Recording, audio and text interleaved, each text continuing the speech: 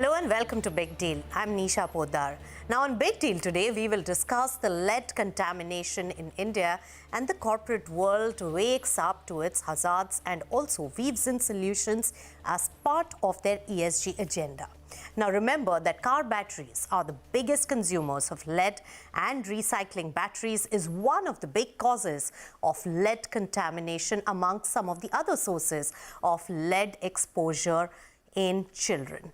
Now, let's get started with our expert panel to understand this particular issue and the solutions at work currently.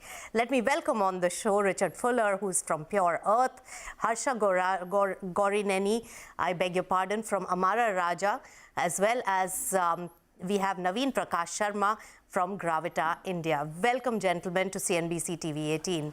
Now, Richard, let me begin with you because Pure Earth has done a lot of study across the globe on the lead emission and even helped countries find solutions. What's the magnitude of lead contamination problem in India? The level is really extraordinary in India. And I think it's extraordinary for a couple of reasons.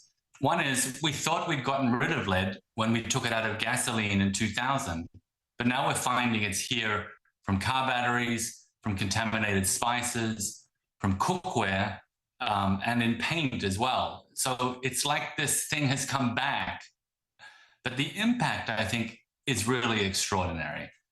And a recent study with CSIR and another study with UNICEF, we find that half of the children in India are currently lead poisoned with elevated blood lead levels. And that means they've got some level of brain damage to their frontal cortexes, which means they have reduced intelligence, and they also have reduced educational outcomes.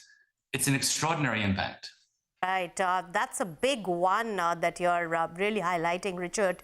When it comes to lead contamination in children, 50%, that's a huge number. Harsha, let me bring you into the discussion. As a battery manufacturer, what do you think can be done, and where does India stand at the moment in this respect? What is Amara Raja really doing? So Nisha, just to set the context, lead acid batteries are the most recycled products in the world. They're not only fully recyclable, almost 99% is recovered, but the recyclability is also progressively getting enhanced. Now, as manufacturers, we are making sure that we source our lead from certified eco-friendly smelters, and that we are continuing to up our own collections. Our targets are being set both internally, and recently the BWMR rules are also stating over the next few years how those collection targets will scale up. So we will need to ensure that the batteries are coming back to the manufacturer and going through organized channels for safe and effective recycling. Right, so effective recycling, and that has a large unorganized area. Let me take it to lead manufacturer then, Navin from Gravita.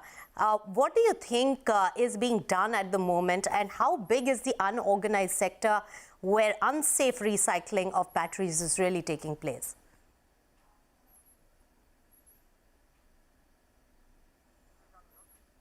You're on mute, Navin. The battery which are collected from the post-consumer are not getting recycled through formal recyclers, while the battery which are coming from the institutional or industry, they are coming to formal recycling. So as of now, the estimate is that almost 50% recycling in the country is happening either in informal recycling or not with eco-friendly recycling, we can say. Right. So, Navin, what is the impact on the business if we have to take the cost of compliance to safety standards? And are there standards already put in place by our government? Yes. See, the compliance starts from the beginning, where as a consumer, we return our old battery to the dealer. So these dealers are placed at millions of places across the country, and these batteries are being drained there itself.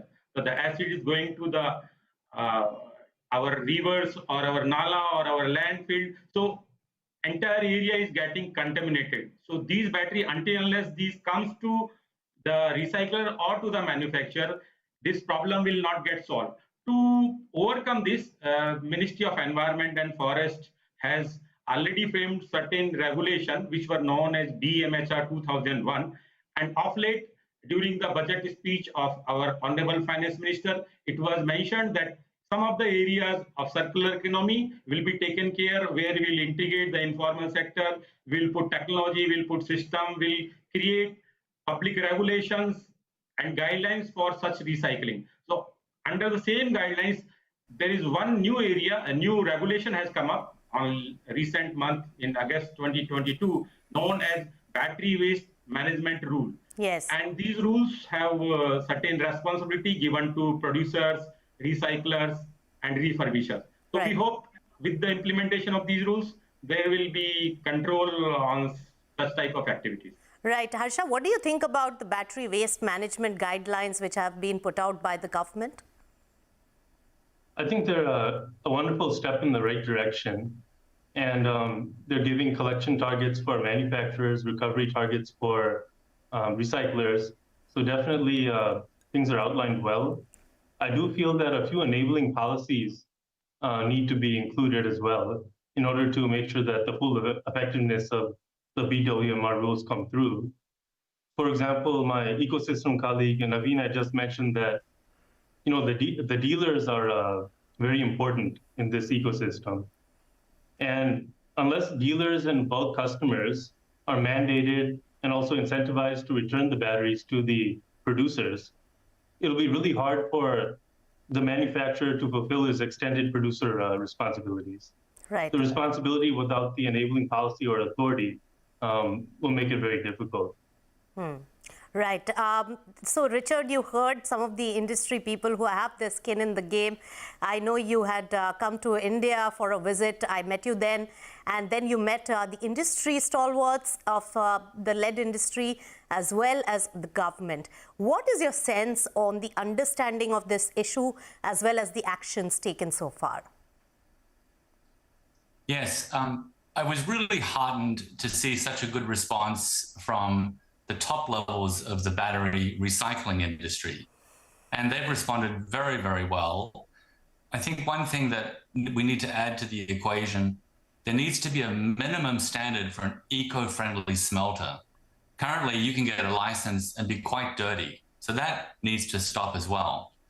But Nisha, the other thing I was really heartened, we had a number of meetings with the government of India at different levels and different institutions, and they were also keen to see some positive action on this. It's still a new issue. The level of exposure, the amount of damage that's being caused is new for everyone, but there was a great, strong pickup to really deal with this. Right. And also give us a sense, Richard, that, Pure Earth has worked in various geographies across the world. What has been a key good solution model for this kind of an issue, which is akin to India, which can be replicated here? Yeah, the success in dealing with batteries and making sure they're coming back only to clean recyclers usually means a reverse logistics system is in place. And that means that batteries are delivered at one point of the supply chain at the same time as the scrap batteries, the used batteries, are taken back. So a dealer will get 10 new batteries and deliver back 10 old batteries. And similarly, a consumer will turn their battery in when they're buying a new battery. And that system needs to be in place all the way back up the supply chain with the right kinds of controls and measurements going on in order to ensure that the batteries don't leak out and go into these dirty facilities and backyard facilities. Right. So Lifeline is also funding who will pay and whether it really makes business economics when it comes to the recycling of battery at a much higher standards of safety, and that needs to be standardized as well. But there are a few more aspects that I will bring up. The ESG aspect, the sustainability aspect of lead industry. Who should take the responsibility and burden of safe recycling, and then who's going to fund the cost? We'll talk about all of that when we return on Big Deal right after this short break. Stay tuned.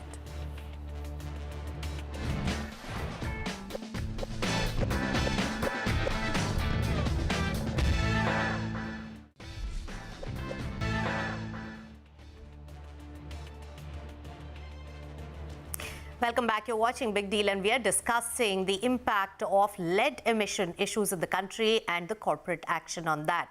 Now, we were discussing the issue as well as the gravity of the situation. Harsha, what do you have to say about the ESG side and the sustainability thrust by corporate India? And can lead emission problem be solved for, or at least funded, through this very aspect of the industry? Nisha, definitely as part of the various ESG criteria that have been discussed both in our industry and also at a national level, lead recycling plays a key role, especially in this industry, given that lead is recovered at that 98-99% rate. And new batteries can largely come off of this circular economy. The only issues here is, yes, we would have to invest heavily into a reverse logistics mechanism, and also the prices in India of what we call desi lead, which is the spot purchase of lead from the domestic market, usually is not equatable to the primary lead sources. That is something that needs to be sorted out, and that's also a cost to compliance. But that being said, as a producer, we're fully committed and capable to be able to increase our usage of recycled lead and ensure that recycled lead is being recycled through, once again, effective and safe means. Right. So, Navin, taking forward the point that Harsha has been mentioning now and re-emphasizing, now the division between the organized and unorganized recycling of lead is huge. Do you think the government has done something to incentivize organized players, or do you think that the tax system and the GST has really made it even more difficult? Isha, as of now, there is no specific incentive to the industry for recycling. As in developed nations, a consumer is charged for recycling. Here, consumer is paid for the scrap. And the change in the tax structure post GST, there is a tax of 18% on the used lead acid battery or end of life lead acid batteries, which used to be 5% pre-GST era. So this 18% is a big number, and this is a good incentive for informal sector, who do not have much cost of recycling. The infrastructure cost is very low. Unless either the cost of GST has been brought to zero or at very low level, 5%, or there is some other mechanism where is the GST has to be paid by the recycler himself, and then recycle can claim the GST. So it will help us to not going most batteries to the informal sector. So industry has also requested ministry to bring this particular scrap under reverse charge mechanism, where recycler pay the tax. So there is no fake billing, no informal sector to come in the picture. But challenge is this particular regulations of waste management comes under Ministry of Environment and Forest, taxation comes under Ministry of Environment, Ministry of Finance, while as a non-ferrous recycler, we fall under Ministry of Mines. So there is a interaction between various governments. Yes. So that is the one challenge which we are following up from our association side.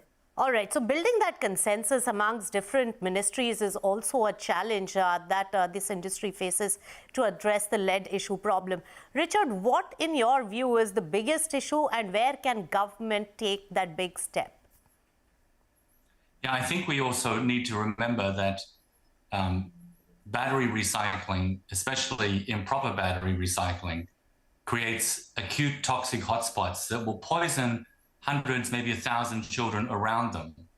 But there is a whole other area of lead exposures going on, mostly in the kitchen. And here we're seeing lead being added to turmeric because lead chromate is a yellow industrial pigment, and it makes it look better and more attractive for sale. And we're also finding lead in pottery and aluminium cookware, which itself also needs to be addressed. So the response from government at a regulatory level to deal with these things that are in everyone's houses, especially the poorest, that also needs to be put into the equation. All right. So there are several aspects. And what has been your finding when it comes to India in particular?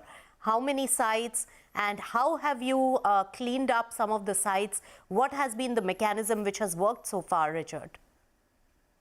Yeah, these toxic sites have been a focus for us, and we've identified several hundred of them just with a very small study in one state alone. So we think that there are many thousands of them across India. We've also gone in and done a couple of pilot cleanup projects just to show that it can be done inexpensively, and taken an old, abandoned, contaminated site and cleaned it up so that it's safe for the local communities. And we've done that in Bihar and Tamil Nadu and to some success. So that it is possible to go through and fix this particular side of the equation reasonably easily. Right. So, Harsha, while there are many other aspects, but the biggest emitter of lead and contamination has been the battery industry. Now, the electric vehicle segment is also growing, and that will also require lead battery as they use two types of batteries. What is the onus and the responsibility that the automobile makers can really take in this particular regard, especially because battery is just so critical for the automobile sector? When it comes to the automobile manufacturers, there's a little bit of there's a lack of clarity when we look at the BWMR rules. Automobile manufacturers would be considered bulk consumers, but it is the first application of the battery in that vehicle's lifetime. So there's no replacement coming up. A lot of the BWMR rules have replacement in mind. So I think some clarity needs to be brought out there. With EVs, like you said, Nisha, there's a battery system that is responsible for the traction of the vehicle. And there are lower voltage requirements also, which largely are being plugged by lead acid battery chemistry at the moment. So where lead acid is clearly there, I think the methods we've discussed will still be relevant. For the lithium battery packs, I know the BWMR rules have specified a longer start date, and there are collection targets that have been proposed, but it's a little too soon to say. I think as the market transforms, I think that clarity will come. Right. So there is a lack of clarity, and probably that is something that the government can really look into as policy. But standardization, how important is that, Navin, in this context? And what are the most important issues at hand in solving the lead emission issue? Yeah, basically, the formal recycling in India, over 1,500 recyclers are being given license to operate lead recycling. But more than 90% are not environment friendly because there is no standardization. So industry has already suggested that there should be some minimum capacity, some minimum plant and machinery infrastructure requirement, like minimum capacity of 20,000 ton lead production. All developed countries have very less number of recyclers. If you see Korea, where they recycle equal number of battery with the help of 10 to 12 recyclers, and we are here 1,500. So how can this model be commercially sustainable?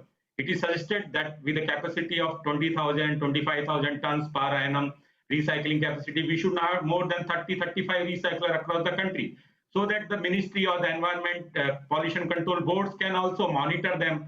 Otherwise, they cannot monitor that big number. This is not only the industry for them to monitor. And when it comes to other batteries, so in this regulation, lithium-ion battery and other batteries are also considered. In BWMR, it was earlier only for lead-acid battery. Now all type of battery are being covered in this. So we hope the automobile sector, other batteries will also be part of this regulation. All right, the entire industry's action as well as concerted effort is required. Richard, your final thoughts for Pure Earth's plans, action plan for India for the eradication of this contamination, and what do you think is really going to work? And also, I must mention that a lot of private equity industry players have looked at waste management as an area of potential. Is the funding also flowing in this particular space as the awareness grows? Yeah, there is. It's a very early stages of dealing with this problem in India. Other countries where we're active are further along in looking at these problems and solving them. I think our role in this as we move forward, we're a technical agency, a nonprofit who has a great deal of technical skills in looking at all of these different exposures to lead and from many, many different countries. So we can bring that expertise to governments, to industry and the rest to help to navigate through as this issue gets more attention and more funding from different sources to be able to solve it. So we're very keen to assist in the communication strategies, in providing the technical resources to deal with managing these problems at a sustainable level. It's going to take several decades, but the benefit from doing this will be enormous for India. All right, a very, very important issue, and we are just about at a very nascent stage in first identifying this problem and then solving for it. A concerted effort and a lot of funding, as well as giving up some margin from the industry is also required, and an action plan by the government, as well as standardization of the safety norms by the government, as well as the Pollution Control Board, is also the need of the hour. This particular topic is going to increase. It's going to gain momentum in coming times, but we have given or laid out at least the basic problem and where we are at the moment. Thank you so much, Harsha, Navin, as well as Richard, for bringing this important issue to light, which is affecting 50% of the children in the country because of lead contamination. With that, it's a wrap on Big Deal. Thanks so much for tuning in.